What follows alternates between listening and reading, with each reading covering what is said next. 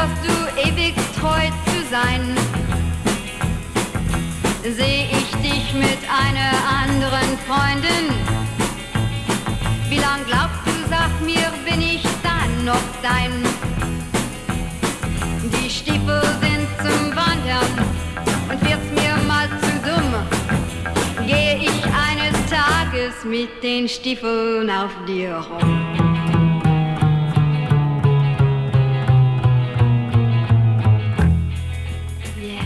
Okay, everybody, and welcome to a long-awaited return to Porkins Policy Radio. As always, I am your host, Pierce Redmond, and you can find all of my work by going to porkinspolicyreview.wordpress.com. And if you are a new listener, and I know that we've got a whole lot of new people that have been subscribing to the YouTube channel and to Twitter and to the email blasts, then please do check out the archives. We've got lots of episodes, wonderful guests, lots of investigative reports, and just a whole lot to look at. And so thanks so much. And just quickly, my apologies for the long wait in podcast. I know it's been about 5 weeks since we've had anything new up. I've just been a little bit busy with work and some other stuff, but rest assured we will be getting back on track to a more normal podcasting schedule. So, again, sorry for that. But anyway, we've got a lot to discuss on today's episode, so I think we should just get right into it. And today's episode is episode 25, and this is all about Bowe Bergdahl. And why Bowe Bergdahl? Well, I think that there is a lot going on with this story. Not so much in the possible conspiracy theory stuff behind him, but in the very subtle psyop that has been taking place. The Bowe Bergdahl story, there are lots of different layers that we could go into, and at first I thought we would sort of do a more sort of formal investigative report on him, but I decided to kind of shift away from that because I think, as I said, there's a much more powerful element to Bowe Bergdahl, and that is really in the psychological operation and in the predictive programming that has gone into this story and has seeped into everything from the mainstream media to the alternative media to just the regular guy on the street. Now, I'm assuming that everyone has somewhat of a grasp on Bowe Bergdahl and what the story is about, but for anyone that is a little unclear, we'll just we'll just do some of the highlights, and we're going to be taking most of this information from a very good, very lengthy article that Michael Hastings wrote back in 2012, which is called "The Last American POW," and this is, in my opinion, probably the most definitive report on Bowe Bergdahl, and for a variety of reasons that we'll explore probably later on, it's very important to the story and to what's really going on. But basically, Bowe Bergdahl is a young man. He grew up in Idaho. His parents are described as sort of living off the grid. They are devout Calvinists who homeschool Bowe and his sister Skye. Bowe sort of has a very eclectic taste. He likes, shooting his .22 rifle and dirt biking, but he is also into ballet, into tarot cards. He studies Buddhism as a young man as well. And he decides when he's about 20 years old that he wants to join the French Foreign Legion. And Hastings writes about how this is because of his obsession with Bear Grylls, who is a reality TV star who was in the French Foreign Legion and the British SAS. Does this sort of survival reality show, of course with a camera crew and all sorts of producers and whatnot. But anyway, Bergdahl is rejected from the French Foreign Legion and instead decides to join the army to help the Afghans. He wants to do humanitarian work. He excels during basic training, but is described as sort of bookish and reserved. He is deployed to Alaska with the 25th Infantry Division.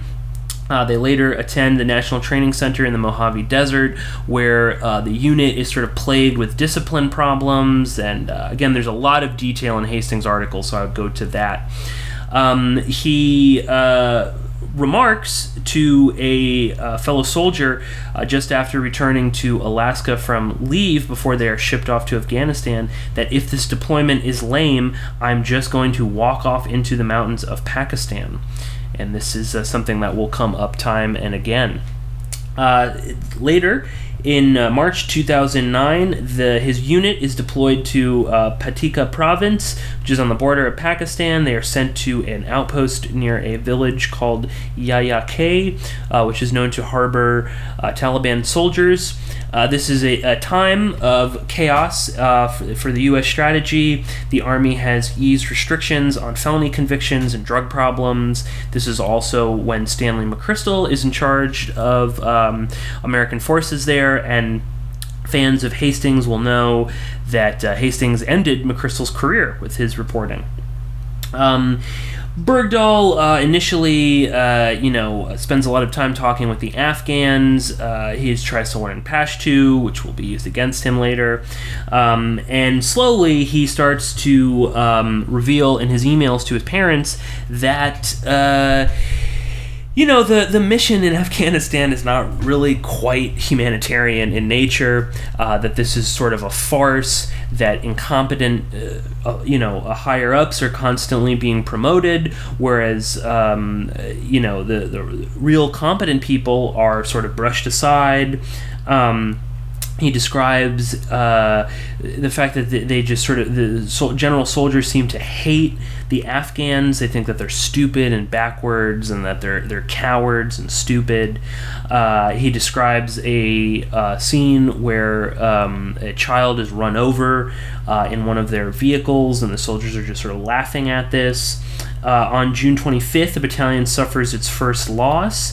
On June 27th, Bowe Bergdahl sends his last email to his parents, and I would suggest that you read through the excerpts of that email that Hastings provides in the article, because it does read very much like some sort of a suicide note or something. But he basically talks about how he's ashamed of being an American, that this is horrible, blah, blah, blah. And his father responds sort of oddly by just saying, follow your conscience. And we'll return to that later, I think. But then on June 30th, Bergdahl walks away from his base, armed only with a knife, water, digital camera, and I believe some of his diaries. Soon thereafter, he is captured by the Taliban. The U.S. Army deploys as many people as they can to try and find him. Hastings talks about the fact that Taliban were willing to trade for him, but for whatever reason, the army refused or couldn't, and they didn't, and he is eventually whisked away to Pakistan, where he is held by the Haqqani network. And he is kept there until a month ago, when he was released in exchange for 5 Taliban prisoners that were being held in Guantanamo Bay. Now, initially, most people were under the impression that Bergdahl had been captured. That was the sort of official narrative. Now, it wasn't until 2012, when Hastings wrote his article, that it was revealed that he walked away. Now, this was not widely reported, though. The article just, I guess, didn't get as much traction, and this wasn't really, people weren't really talking about this. And it wasn't until he was just released that suddenly everyone was coming out of the woodwork. Now, before we leave the article, the Hastings article, and the sort of background on that, it's important to note that before Michael Hastings mysteriously died or was murdered, he was claiming that the FBI had been monitoring him. Now, the FBI claimed this was a conspiracy theory, and that Hastings was making this up, and he was paranoid. But thanks to Jason Leopold, a journalist who now works for Al Jazeera, he requested some FOIA documents from the FBI when it was revealed that, yes, in fact, they were monitoring him, and that this monitoring, at least initially, started because of the Bowe Bergdahl article, and probably due to the fact that Hastings was able to get a lot of inside information from soldiers that had signed non-disclosure agreements saying they would not discuss the fact that Bergdahl walked away. But anyway, moving on a little bit. That's the basic sort of outline. And again, there's little, there's bits of minutia here and there, and I would read through the whole article. But I don't want to focus too much on the sort of detail and the specifics of what may or may not have happened, but instead on this sort of big media shitstorm that has erupted. And this initially started right when Bergdahl was released. Suddenly everyone who was who would be allowed screen time was coming on the news media to say that Bergdahl was a deserter, he was a traitor, that he hated America, that he wanted to leave, that this was premeditated, and this slowly began to then evolve into, Bergdahl is probably a spy, that he wanted to do this, and that he secretly loved the Taliban this whole time. And chief among these people who were spouting this sort of rhetoric was a specialist named Cody, who was in Bergdahl's unit and allegedly knew Bergdahl. Now, I'm gonna play you a quick clip, or not too quick. It's about 5 minutes long, but it is an important clip because it sort of starts this new narrative that has evolved from the initial reporting on Bergdahl. And this is Cody talking to a congressional committee on the truth about Bergdahl and what's really going on. Chairman, ranking members, and members of the subcommittee, thank you for allowing me to share my firsthand account of my experiences serving in Afghanistan. One of the first things I noticed about Bergdahl when he arrived at our unit, he was always asking questions, he seemed focused, he was well-read, intelligent, blended in as he needed to be, always at the right place, right time, right uniform. In November, our unit deployed to National Training Center to train for our upcoming deployment to Afghanistan. During this time, myself, nor anybody I've spoken with, can remember Bergdahl walking off the base and abandoning his team. This story seems to be repeated over and over again. I have no idea why. We would have at least heard about that or known it was happening. It did not happen. In March of 2009, our brigade deployed to Afghanistan, but Bergdahl did not make the deployment with us. He had gotten staph infection and would not make it until May 2009. Soon after arriving in Afghanistan, we were tasked with building an OP called Observation Post Mest. While there, we were on the front lines, digging holes for bunkers, filling sandbags, driving T-posts, hanging wire, all grueling tasks in themselves in 100-degree weather. Go ahead and add your equipment. It's very tough. We were told we could take some items of clothing off to, keep us from having a heat stroke. Security was always set in place. Nobody was ever in jeopardy. This has been used against us, saying that we were a band of outlaws or misfits. Not the case. Leaders were reprimanded for that from somebody higher up. We in the platoon felt that it was without merit. After arriving in Afghanistan, it didn't take long for Bergdahl to start voicing his disagreements with the way our missions were being led. He didn't understand why we were doing more humanitarian missions instead of hunting the Taliban. Our team leader and squad leader both told Bergdahl that those were our orders and we will follow them. Before we went out to OP Mess the day of June 30, 2009, about a week before, we were told this is the last time we would ever go out to this observation post. During this time, Bergdahl mailed his items home or to a family friend. He mailed them back to the States. We didn't know this until after we got back, after he deserted, and we found that his equipment had been mailed home. On the night of June 30th, the morning of June 30th, 100% accountability was held around 6 a.m. Everyone was good on the proper number of men and equipment except for 3rd Squad Alpha Team, which was my team and squad that Bergdahl was in. Platoon members immediately started searching the tiny observation post for missing items. We looked under cots, the latrine, under trucks, everywhere we could think. Bergdahl was nowhere to be found. In a single-man tent Bergdahl had been sleeping in, we found his gun, ammo, and plate carrier. Patrols were immediately kicked out to the surrounding areas to look for Bergdahl. According to some small children we spoke to, they had seen a single American matching Bergdahl's description crawling low on the ground through the reeds earlier in that day on their way to school. The story was also confirmed by a clergyman and a teacher that saw the same thing. A few days later, we heard from our interpreter that the American that was walking around in the Afghan village looking for somebody that spoke English and water also wanted to seek out the Taliban. That was from the interpreter speaking it directly to us. After Bergdahl was found that he walked off, Dust 1 was called up. That is duty status and whereabouts unknown. Every asset in Afghanistan was pushed to his effort. After Bergdahl shipping his items home, local accounts have seen him crawling and asking for the Taliban. The false stories he's emailed his fathers and odd questions all helped us connect the dots later. But at the time of the unfolding events, it seemed like normal off-the-wall jargon common when the infantry is deployed. The facts tell me that Bergdahl's desertion was premeditated. He had a plan and was trying to justify it in his head. How long he had planned this, I do not know, but it is clear to me that he had a plan and executed it. Countless people looked for him when he went missing, putting their own lives on the line for his. Combat is difficult. The only thing you can count on as combat is the commitment of your fellow American. Knowing that someone you needed to trust deserted you in war and did so on his own free will is the ultimate betrayal. Now that Bergdahl is back in the United States, an investigation needs to take place as to why he left us. All the documents, including the intelligence known on Bergdahl, now need to come to the public view. Americans need to also see the original investigation on Bergdahl's desertion. You should not be able to desert your fellow Americans without consequences. Bowe Bergdahl should not be characterized as having served with honor and distinction.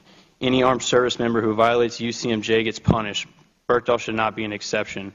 If Bergdahl hadn't deserted us, then he would have never been held in captivity. In my opinion, Bowe Bergdahl needs to be charged with desertion, missing movement, disrespect towards superior commissioned officer, insubordinate conduct towards non-commissioned officer, failure to obey order or regulation, misbehavior before the enemy, and misconduct as prisoner. Thank you. So like I said, a couple important things there that Cody Full was talking about. Now, first and foremost is he basically just denies every single thing that Hastings wrote in his article. He, describes Bergdahl as, sort of violent in nature, that Bergdahl didn't understand why they were doing humanitarian work, and that, he really wanted to just kill as many Taliban as he possibly could.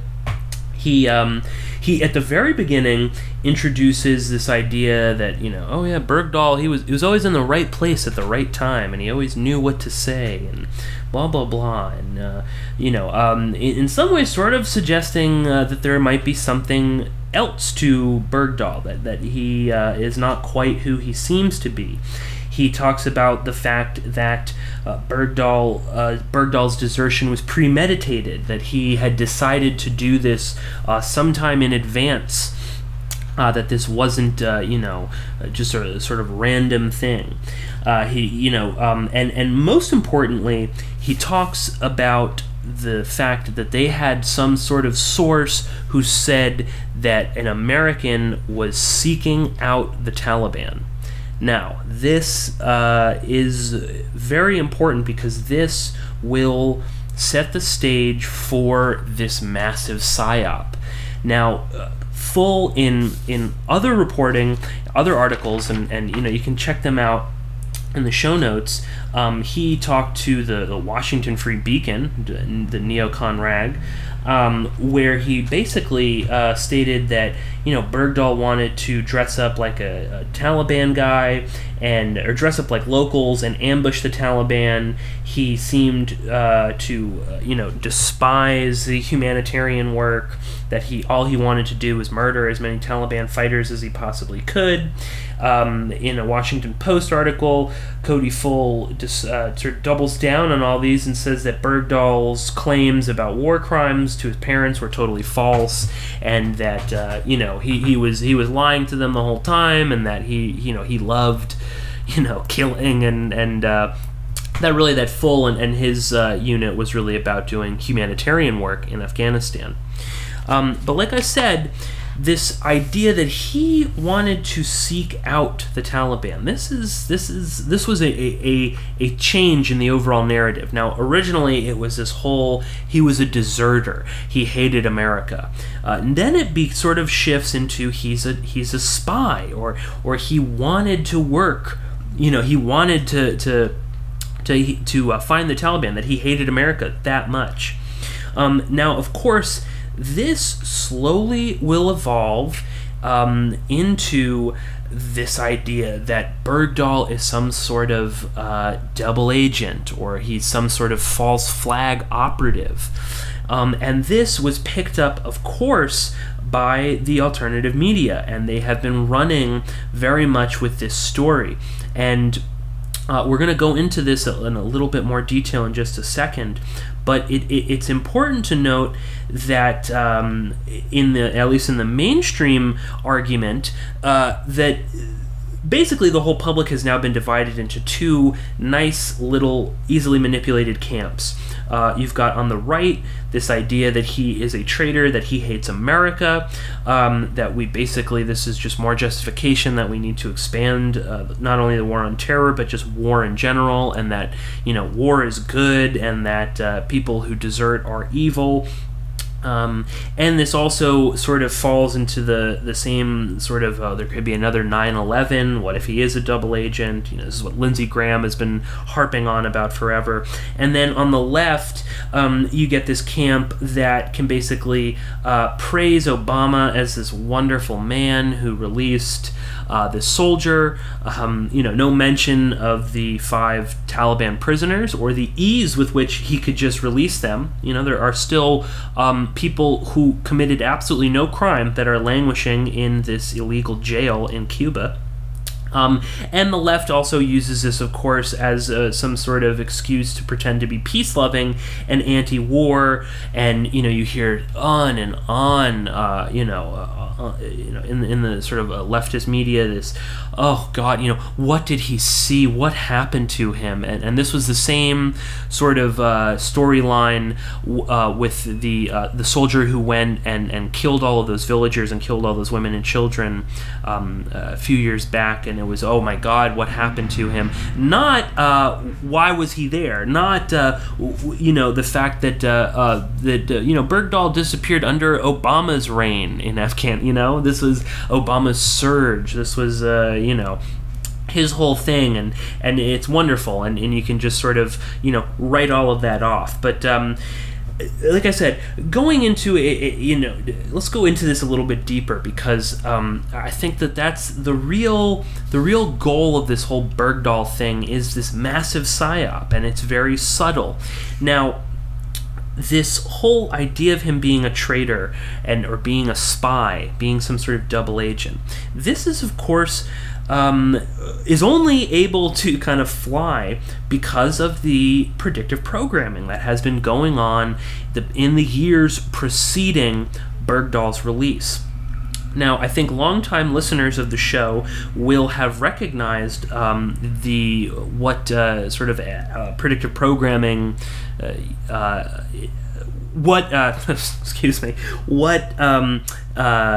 media has gone into predictively programming this whole Bowe Bergdahl is a jihadi.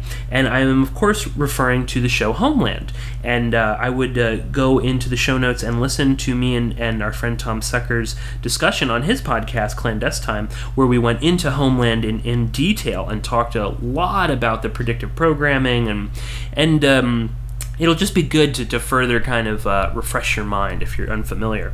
But basically, let's just, a quick summary. The storyline of Homeland revolves around a Marine by the name of Brody. Brody, Bowe, Brody, Bergdahl, something there perhaps.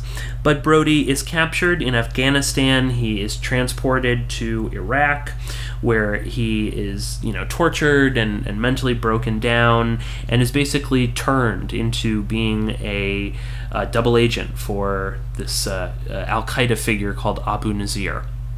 Now, the similarities are not just there, though. The similarities are also physical. Bowe Bergdahl, when he was released in that video where you see the Special Forces guys getting him from the Taliban, he looks just like Brody does when he returns. Not the beard, but when Brody shaves off the beard and everything, they look very similar physically. And there are some other weird, uncanny physical resemblances between the show Homeland and this whole Bowe Bergdahl thing. And you can look at the 2-star general Kenneth Dahl, who was in charge of actually investigating Bowe Bergdahl. This guy looks exactly like Brody, if Brody put on a few extra pounds. And go to the show notes and look at the picture of him, because it's just so odd and bizarre. And it's just, again, of all the people that are going to investigate this, you got this guy who looks exactly like this fictional character, Brody. Now, also some other similarities. We've got Bowe Bergdahl's father, Bob Bergdahl, has grown out this massive beard. He is, supposedly converted to Islam, although this is probably not true. There's no real evidence or no real media citation on this. But he does have this sort of bizarre behavior. There is him in the Rose Garden with Obama, where he he speaks in Arabic, and this was seen as, of course, as some sort of code. The same way in Homeland, there are things that he does on TV that the CIA character played by Claire Danes thinks is some sort of signal.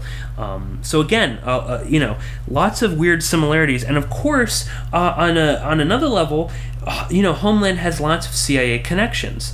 There were lots of CIA advisors that were working on the show Homeland. The cast and crew of Homeland was invited to Langley to go to the CIA headquarters for a big party during I believe it was the season 2 premiere.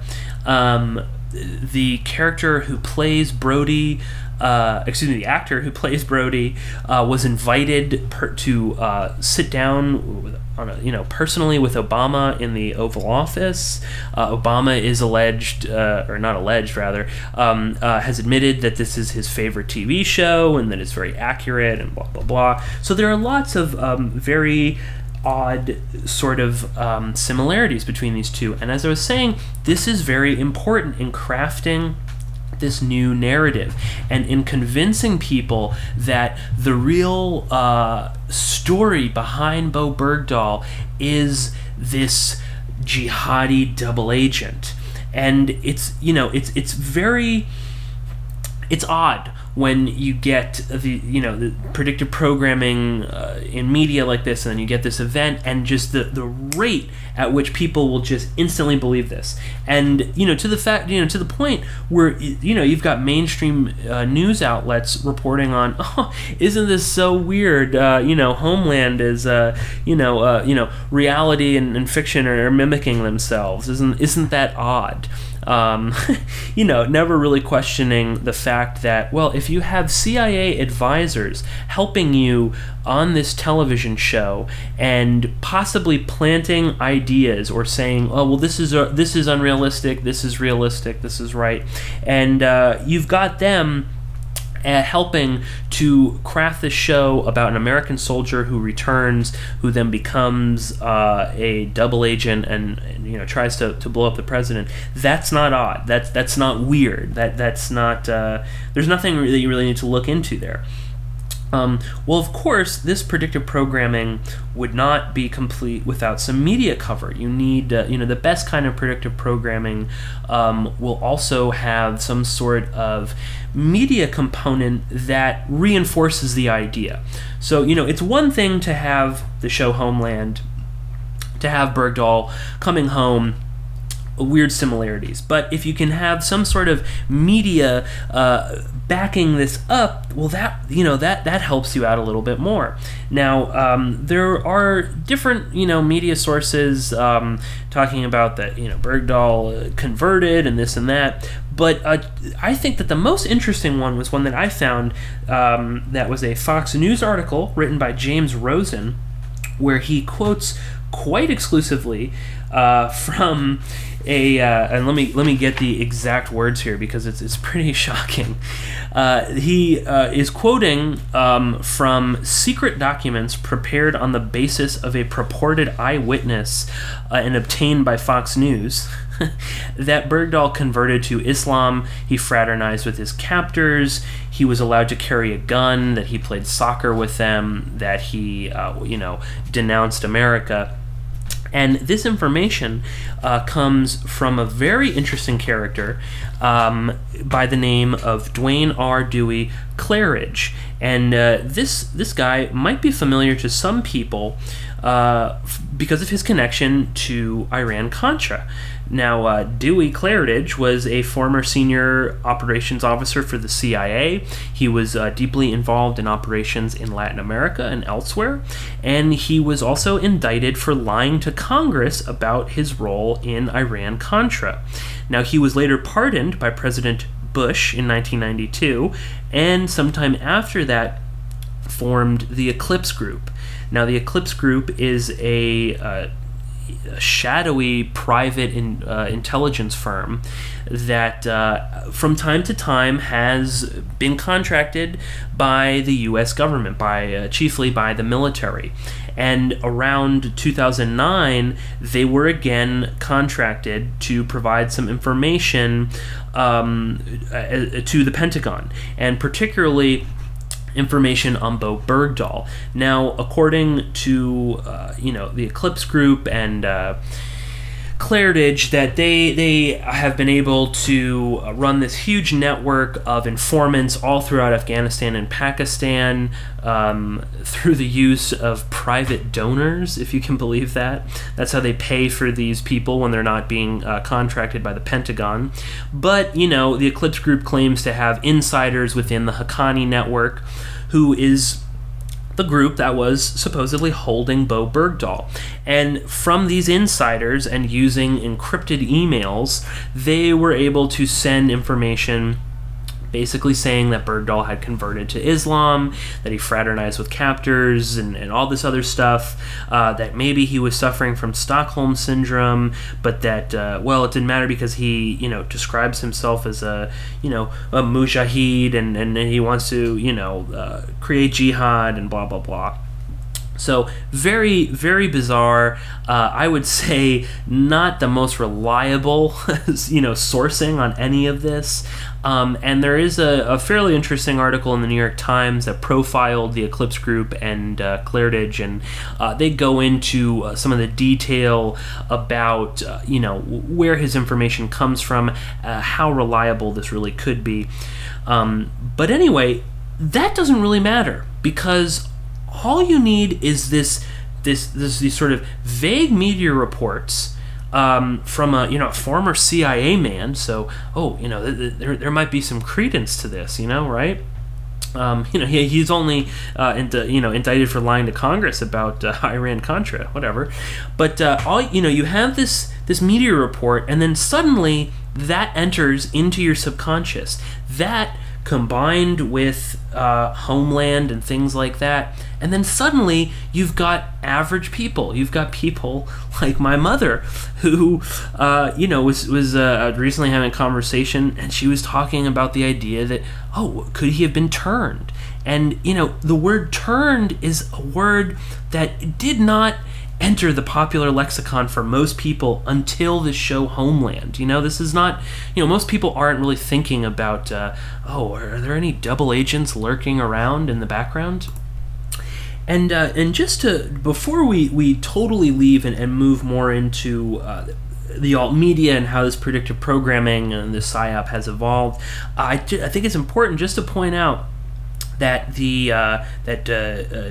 Claridge, he is also, aside from giving information to the news media and to various different military outfits and whatnot, he is also gives information to Brad Thor, who is this sort of spy fiction writer who's he used to be on Glenn Beck's show all the time. And he writes these very, pro-America pro-war on terror novels about, covert ops and whatnot.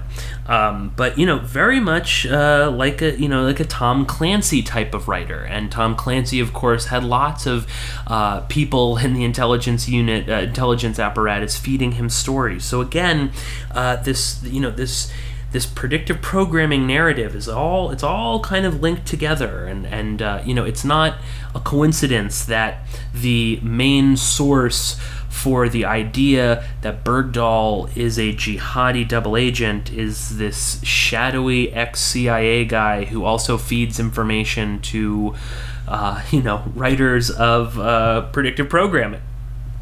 So very odd. And one last final quick thing on that. Just linking a lot of this, because there are lots of weird links with all of these between Hastings and Bergdahl, and even with Claridge. Now this is sort of tangential, but of course, Hastings, before he was murdered, was writing a story on private intelligence contractors, and was getting a lot of this information from Barrett Brown, who was arrested, around the same time. So again, very odd that this information that we're getting is coming from a private military contractor. But anyway, let's now kind of move on a little bit, because as I was saying, this whole story, obviously they've convinced the mainstream that at the very least Bergdahl is a traitor who hates America, and at the very most probably wanted to work with the Taliban. Now, that's all well and good. Obviously, it's very easy to tell the mainstream media what to report. But the alternative media has also kind of fallen into this psyop. And I just find it really odd, because it doesn't add up. And believe me, I have done as much research as is humanly possible on this Bowe Bergdahl thing, and I just don't really see it.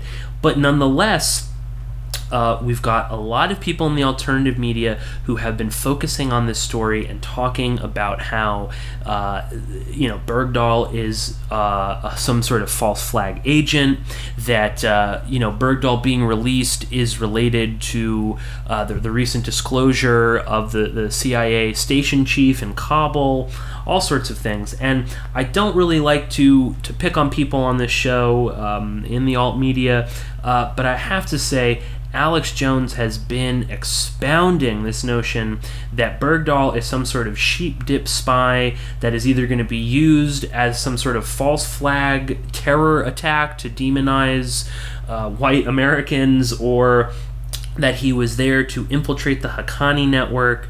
And again, I'm not trying to pick on Alex Jones or people that listen to him. We have used InfoWars and Prison Planet articles in the past in the show notes. And, I do read him and I do listen to his show from time to time, but he is such a loud voice in the alternative media, and unfortunately, when he starts going off, a lot of people are going to listen to him, and they're either going to believe him, or they're going to then write off everybody that listens to him or questions things as a nut.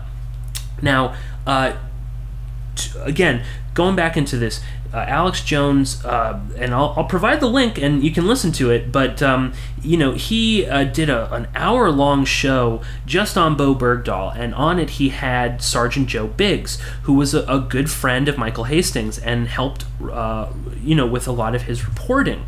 And now Joe Biggs sort of essentially kind of now works for InfoWars, and this interview that they do, or this conversation that they have, it's really interesting because they fall into every single kind of trap that the mainstream media does with predictive programming.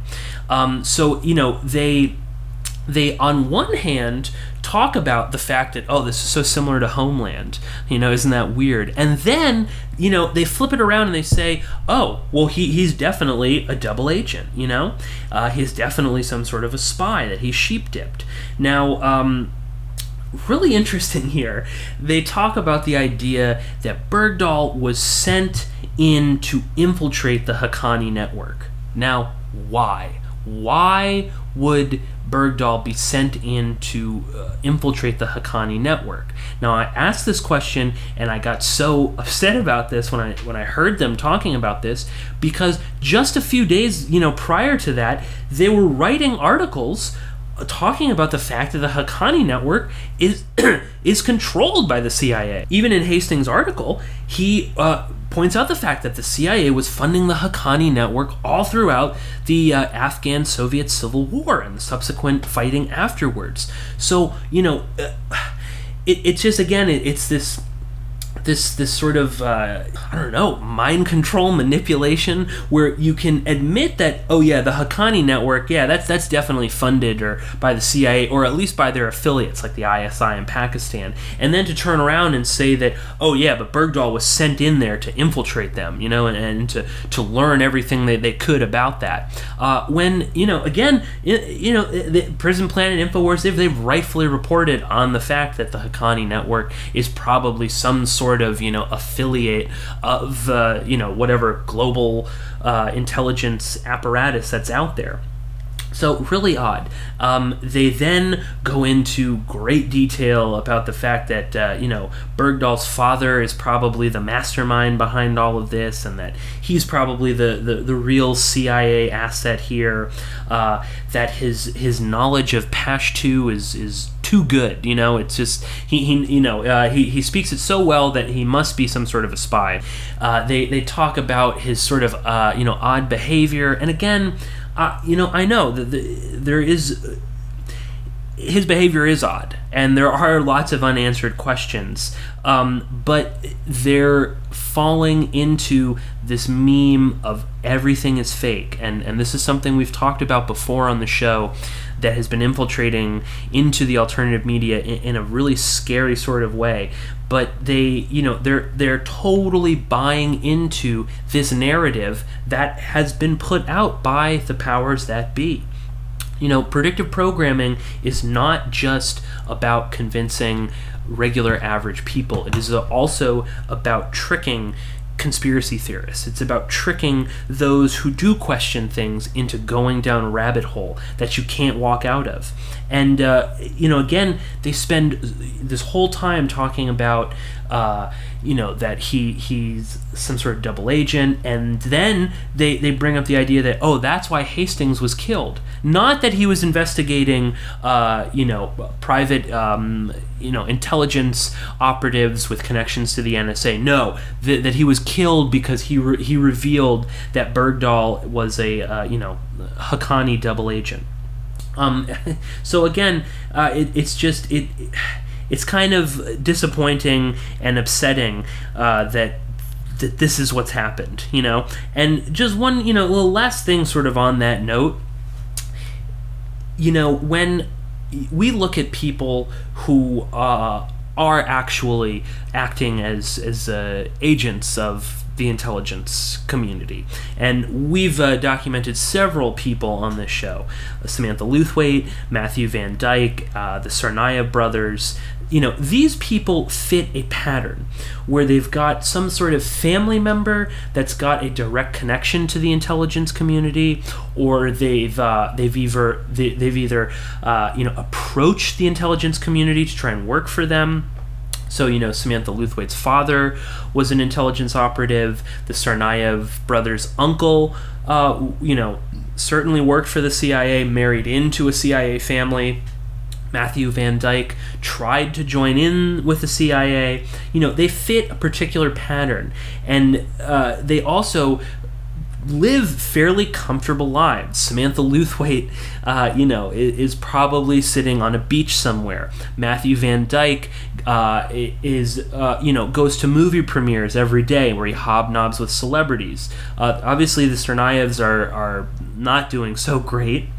But even so, it wasn't as if they were living this sort of horrible life. They lived an average middle class life. So the idea that Bergdahl would spend 5 years sheep dipping himself into the Haqqani network just doesn't add up to me. Now, the most famous case of sheep dipping, of course, would be Lee Harvey Oswald, and but people in the alternative media have been making this connection between Oswald and Bergdahl. Oswald lived a very comfortable life in Russia and in the United States. When he entered into Russia from Finland, he stayed in the swankiest hotel around. He was not living like a poor peasant in Russia. He had a nice job. When he left, he was flown out on a military plane. Very nice. He had a good home in Texas. That's a pattern. Now, instead, this idea that you would spend 5 years, you look at videos of Bergdahl. He must be a very good actor, because the videos are difficult to watch of him when he's talking. And again, it's so hard to decipher what is real and what's not when you're looking at a POW film, or these tapes where they're denouncing America. You're going to say whatever the hell you're going to say, and again, it doesn't really fit into the actual pattern of intelligence operations. These are just not the kind of people that you're going to use, and you're not going to force them necessarily into 5 years of captivity just to infiltrate a network that you probably already know everything about. But anyway, whatever. This just sort of further goes towards reinforcing this new sort of phase in our society where fiction is just so blurred into reality that there's just no debate anymore. Everything is just sort of seen as that's just the way it is. And this is something that me and Tom Secker and John Ryman picked up on the most recent podcast when we were just talking about, the blurring between fiction and reality is so powerful now that, even when the evidence that Samantha Luthwaite wasn't even in Westgate, it still doesn't matter. Because people say, oh yeah, wasn't she that white lady who carried out the attack? And the same thing is true here with Bergdahl, to the point where you're like, oh yeah, what Bergdahl didn't he denounce America and convert to Islam? Isn't he a terrorist? And it doesn't really matter anymore what the truth of it is, because they've already won. They've already gotten you to accept this and to believe in this. And again, I hate beating up on the alternative media because they are doing so much good work, and I think it's great, but again, you've got to look a little bit deeper than all of this. There is so much more going on, and we can't just become so lazy that we're unwilling to question things, and instead it's just it's the point where, oh yeah, he's definitely a spy. That's it. We don't really need to do any more, research, and we'll take the most asinine and stupid arguments, like the idea that Bergdahl's father's, Pashto accent is too good to be real, and that means he must be a CIA agent. And just to finish up on that and just sort of Alex Jones thing, in this this conversation that he had with Joe Biggs, where they're talking about all this, they had on afterwards this former State Department official, Steve Bezjenik, I think this is how you pronounce his last name, and he is just sort of this weird guy who does make the rounds in the alternative media, and comes up with these really bizarre predictions for things that generally never come true. And what did this guy do after he left the State Department? He worked with Tom Clancy, feeding him stories to implant into society. So again, lots of weird connections here. But I think maybe now we can start kind of wrapping this up and trying to sort of describe why this is so important. And as I was talking about before, we are reaching a stage in society right now where reality is so easily manipulated that the most incredible falsehoods can be foisted on us, and we don't even realize it anymore. And I find it really funny that we're inundated by reality TV. That's like everywhere. Every channel, no matter how History Channel, they've got reality shows about pawn shop owners. There's more and more reality shows. They're everywhere, and it's so funny that people view these and they see them and they kind of know that it's fake. They know that it's a fiction, but they still sort of watch it. And you can look at shows like Big Brother, which is just sort of the ultimate reality TV show, but it's still all fake, and we're inundated by that, and we kind of bitch and complain about all of that. But then at the same time, we've got things like Homeland and the predictive programming involved in that, and yet we still say, but that's real. That's reality. These fictional movies that predict events years in the future, and then when they come true, we just totally buy into it. That's real. But that's Kim Kardashian, that's fake. And we know that, come on. Anyone that falls for that is an idiot. But again, this is really dangerous. This is really scary, especially in the alternative community. We stand to lose so much that we've worked towards. And it just kind of it just makes me really angry, to be honest, especially when it's coming from the sort of libertarian wing of the alternative community. That is sort of how I got into all of this, and to see them fall into this trap about jihadi double agents. And there is also by dismissing this idea that Bergdahl could have been a disillusioned soldier, in so many ways reinforces the idea that the army does good things. And that is a lot of the sort of hidden rhetoric in a lot of the alt media that has been going on about this. And it's so funny,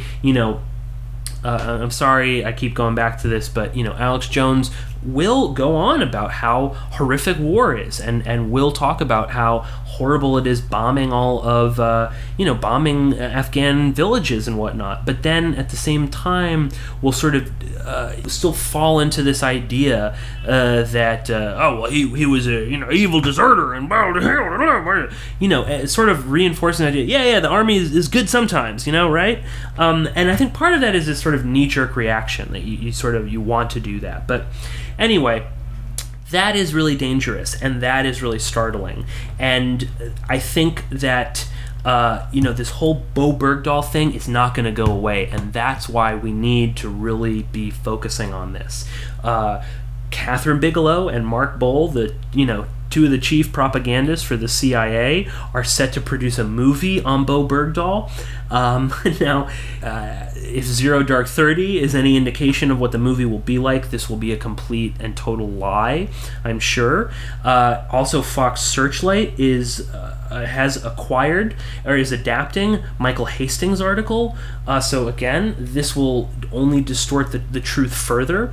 And again, when these movies come out, that will be the kind of definitive explanation. The same way that people look at Zero Dark 30 and assume, that's what happened. This is the story about the raid to get bin Laden in Abbottabad. So again, this is not going to go away. On another level, this is also a great distraction from the very real terrorists that we are creating and that we are training and that we are exporting around the world. We've got tons of stories, even in the mainstream media, talking about the fact that ISIS in Iraq was trained by the United States in Jordan and was sent into Syria, and now they're in Iraq, and then surprise, surprise, we're sending troops back into Iraq possibly now. We've got to do something about this. We've got to, fly bombing raids over there. And again, this is also a great distraction from whatever is going to be happening in Afghanistan. If Karzai leaves or, whatever, there will be some sort of new agreement. There will be troops there indefinitely. We are not leaving Afghanistan. And there are more and more murmurs about this going on. And this whole focus on Bergdahl as a traitor or as a jihadi is only, going to further push the idea that we need to stay there, because you never know. There could be more white jihadis coming back. And lastly, it's been 1 year since Michael Hastings was murdered, and there is still no explanation for any of this. There are still lots of unanswered questions. And I was really disappointed that Bergdahl was released just around the same time as this anniversary. And, there was so much attention brought on the fact that Hastings was being monitored by the FBI because of writing about Bergdahl, and instead, nothing. No one seems to care whatsoever, and instead people are just using Hastings' name to inflate their own agendas, and so we get people like on MSNBC, like Rachel Maddow, going on about, oh yeah, Hastings was so great and this and that, but or Amy Goodman was going on and on and on about Hastings this and Hastings that, and his book is his posthumous book is coming out. Nothing on Bergdahl, nothing on the fact that Richard Clarke admitted that he was hacking, that his car probably was hacked. But anyway, now I'm just kind of rambling and ranting right now. So I think we'll sort of just start to wind down here. But again, really, don't obsess over this story, but keep this in the background. Keep thinking about this. This is something that's going to come up time and again. And, just today when I woke up, there was a tweet that has been making the rounds all over the media and the internet, which shows Bowe Bergdahl looking very emaciated, but smiling with his arm around the shoulder of a Haqqani network leader, who the United States allegedly killed in a drone strike not too long ago. So again, this idea that he is some sort of spy is not going to go away. This is something that has been going on for a very long time. Look at the Manchurian Candidate. That's the 1950s. This meme, this predictive programming, has been there for a while. So we need to keep on top of this, and we need to look a little bit deeper. But anyway, I think we'll leave it there. I know that this podcast might have been a little bit rusty. I understand it's been a while since I've recorded anything, and I apologize for that. But, I will be getting onto a more regular schedule, lots more guests, lots more investigative reports, and I think they'll be a little bit tighter than this one. But thank you. If you've stuck around and listened to this whole thing, thank you for bearing with me on the sort of a rough re-entry into Porkins Policy Radio. But as always, you have been listening to Porkins Policy Radio. As always, I am your host, Pierce Redmond. And if you enjoyed this podcast, then please do visit porkinspolicyreview.wordpress.com, and you can find all of the podcasts there. You can find articles, you can find links to media appearances on other shows. And I just want to say, once again, thank you so much to all of the listeners who have been subscribing to the YouTube channel. It's not a huge number, but we've now reached over 100 subscribers, which is pretty big for me when we had, like 4 for the longest time. And lots of new followers through the email blasts, lots of new followers on Twitter. I'd like to thank James Corbett for everything that he's been doing lately to promote the show, having me on for Film, Literature, and the New World Order. If you haven't checked that out, please do so. We talked about Charlie Wilson's War. James has been mentioning me on other shows like the Power Hour, and that's been really phenomenal. I'd also like to thank our good friend Hugo Turner from antiimperialistu.blogspot.com, who has written several articles where we are mentioned, and it's really wonderful. And he also had an article entitled "A Spotlight on the Alternative Media" that was republished in Global Research, and we had a very nice write-up in that, and I'd just like to thank him, and thank all the listeners who have been sending me emails. I've gotten a whole bunch, and I really appreciate them. Please keep them coming. I'd like to just briefly thank Ken, you know who you are out there, and for helping me punch up the website and getting it looking a little bit more professional and fixing all the grammar. I know there are some grammar Nazis out there who have probably been very upset, so I apologize for that, but we're working on that. And I think we're going to leave it there, and please do send this around. If you like the podcast, put it up on your social media, send it to a friend, email it, or simply just tell someone about it. It really helps me out a lot. And, definitely keep the emails coming. And thank you so much for listening, and I will talk to you very soon.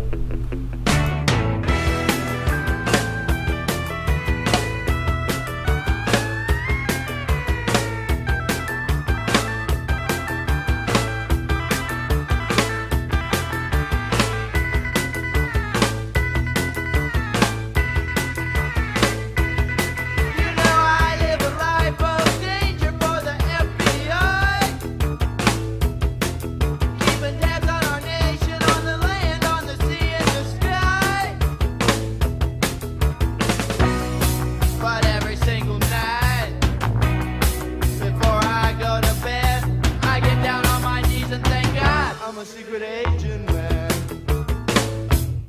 Secret